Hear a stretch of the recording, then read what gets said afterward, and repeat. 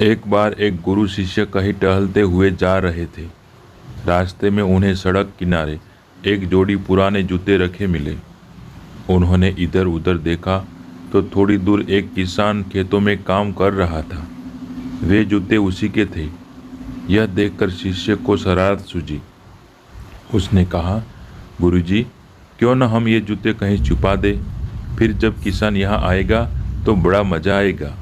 गुरुजी ने कहा, किसी को परेशान करना अच्छी बात नहीं है, बल्कि जूते छुपाने की बजाय हम दोनों जूतों में एक एक चांदी के सिक्के डाल देते हैं। फिर पास की झाड़ियों में छुपकर देखते हैं कि क्या होता है। जूतों में सिक्के डालकर दोनों झाड़ियों में छिप गए।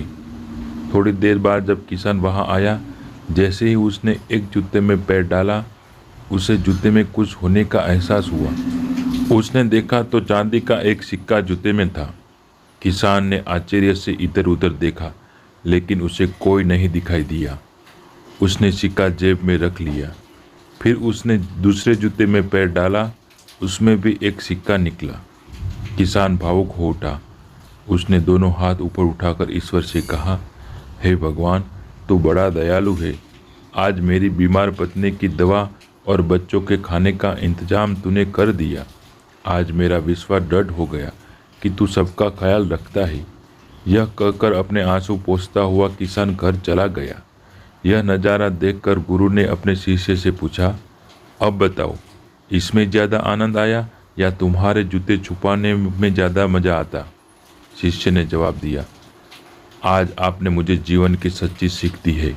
जो आनंद देने में है वह किसी चीज़ में नहीं है। ये कहानी से हमें यह सीख मिलती है कि किसी ज़रूरतमंद को कुछ दे दे या किसी की मदद करने से बढ़कर कोई पुण्य कार्य नहीं है। इसलिए हमें ज़रूरतमंदों को कि लोगों को हमेशा मदद करनी चाहिए। ऐसी ही मोटिवेशन कहानी सुनने के लिए इस चैनल को सब्सक्राइब करना ना भूलें। धन्यवाद।